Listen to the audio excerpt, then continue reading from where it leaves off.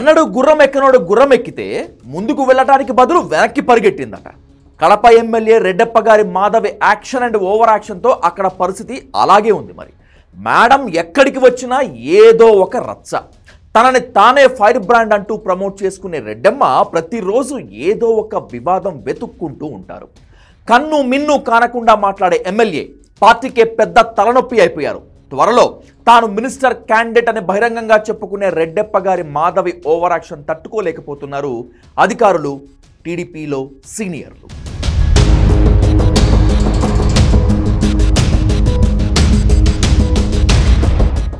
జిల్లా అధికారిక కార్యక్రమాల్లో, పార్టీ వ్యవహారాల్లో ప్రతి సందర్భంలోనూ మాధవి తీరు వివాదాస్పదమవుతుంది. అక్కడున్న పరిస్థితులేంటి, జరుగుతున్న కార్యక్రమం ఏంటి, వాటికి కొన్ని పద్ధతులంటూ ఉంటాయి అనే విచక్షణ లేకుండా డయాస్పై నాకు కుర్చీ కావాల్సిందేనని ప్రతిసారి పట్టుబడుతూ ఓవర్ యాక్షన్ చేస్తున్నారనే చర్చ జరుగుతోంది జిల్లా రాజకీయ వర్గాల్లో. కడప పోలీస్ పరేడ్ గ్రౌండ్స్లో ఇండిపెండెన్స్ డే ప్రోగ్రాంకి జిల్లా అధికారులు, న్యాయశాఖ మంత్రి ఫరూక్ ముఖ్య అతిథిగా హాజరయ్యారు. ఈ సందర్భంగా వేదికపై ఎవరెవరు కూర్చోవాలి, ఎవరు జెండా ఎగరవేయాలి, ప్రోగ్రాం ఎలా జరగాలనే విషయమై ఓ ప్రోటోకాల్ ఉంటుంది. రాష్ట్ర వ్యాప్తంగా దాని ప్రకారమే అధికారిక కార్యక్రమాలు కలెక్టర్ పర్యవేక్షణలో జరుగుతాయి. కానీ కడపలో మాత్రం మ్యాటర్ కాస్త తేడాగా మారింది. నా నియోజకవర్గంలో వాడెవడో వచ్చి జెండా ఎగరవేయటం, వేదికపై కూర్చోవటం ఏమిటి అనుకున్నారో ఏమో రెడ్డప్ప గారి మాధవి అక్కడ నానా యాగి చేసి వదిలిపెట్టారు. మా ఊళ్ళో నా మాటే శాసనం, నేను చెప్పినట్టే జరగాలి, నేను కోరుకున్న చోటే నా కుర్చీ వేయాలి, రూల్స్ గీల్స్ జాంతానై అన్నారు మేడం ఎమ్మెల్యే. సర్ది చెప్పాలని ప్రయత్నించిన కలెక్టర్పై నోరు వేసుకొని పడ్డారు. చుట్టూ ఉన్న మరికొందరు అధికారులను తిట్టిపోశారు. నేను నిలబడే ఉంటాను అంటూ భీష్మించుకొని నిలబడ్డారు. దీంతో ఎమ్మెల్యే వ్యవహార శైలిపై పార్టీలోనే రాజకీయ రచ్చ మొదలైంది. కడప ఎమ్మెల్యే ఏమన్నా రాజ్యాంగానికి అతీతురాలా, ఆమె ప్రభుత్వంలో భాగం కాదా, ఆమెకు గవర్నమెంట్ రూల్స్ వర్తించవా అంటూ ఘాటుగా రియాక్ట్ అవుతున్నారు విపక్ష స్వపక్ష నేతలు. నిబంధనల ప్రకారం అయితే స్వాతంత్ర దినోత్సవానికి హాజరయ్యే సమరయోధులు, ఎమ్మెల్యేలు, ఎంపీలు, ఎమ్మెల్సీలకు ప్రత్యేక వీఐపీ గ్యాలరీలు ఏర్పాటు చేస్తారు.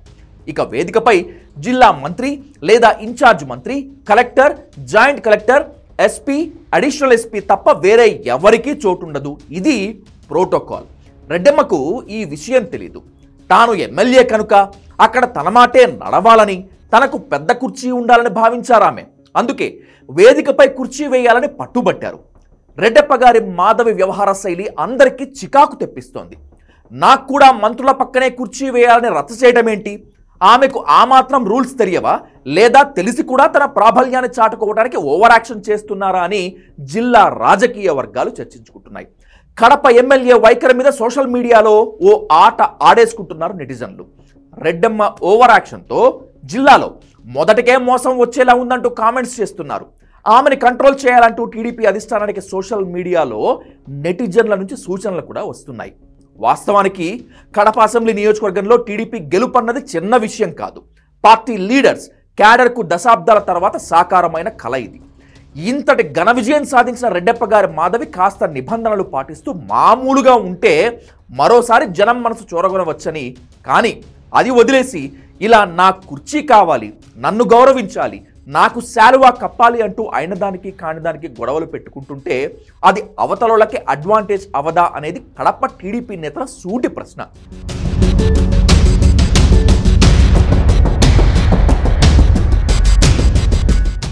కడపలో దశాబ్దాల తర్వాత గెలుపు చూశామన్న కారణంగానే తెలుగుదేశం అధిష్టానం కూడా ఇక్కడ వ్యవహారాలను కాస్త చూసి చూడనట్టుగా వదిలేస్తోంది.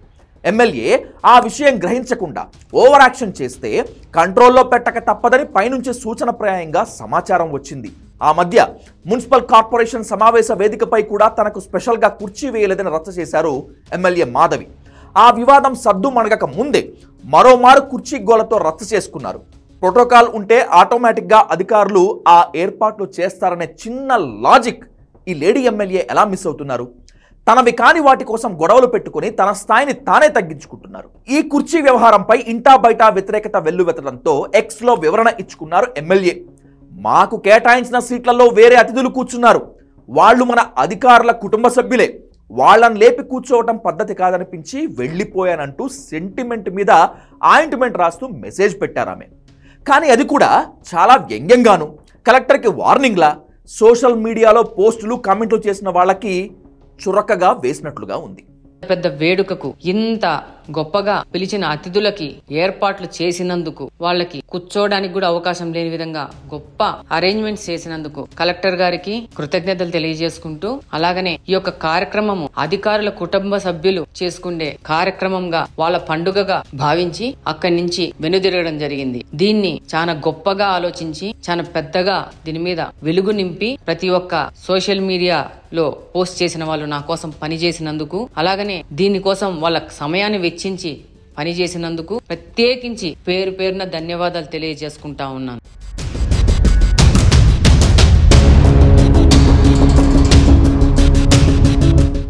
రెడ్డప్ప గారి మాధవి భర్త శ్రీనివాస్ రెడ్డి కడప జిల్లా టీడీపీ అధ్యక్షుడు, పొలిట్ బ్యూరో సభ్యుడు కూడా. ఆయన కాస్త నెమ్మదస్తుడు కావటంతో ఇంటా బయట రెడ్డమ్మ మాటే నడుస్తుంది. చాలా సంవత్సరాల తర్వాత కడప ఎమ్మెల్యే సీటు గెలవడంతో పార్టీలో మొదట్లో ఆమెను కాస్త ప్రత్యేకంగా చూశారు. దీంతో మేడం అత్యుత్సాహానికి అంతూ పంతూ లేకుండా పోయింది. ఈ ఓవర్ యాక్షన్ ఇలాగే కంటిన్యూ అయితే రెడ్డమ్మ సింగిల్ టైం ఎమ్మెల్యేగా మిగిలిపోవటం ఖాయమని టీడీపీలోనే టాక్ నడుస్తోంది.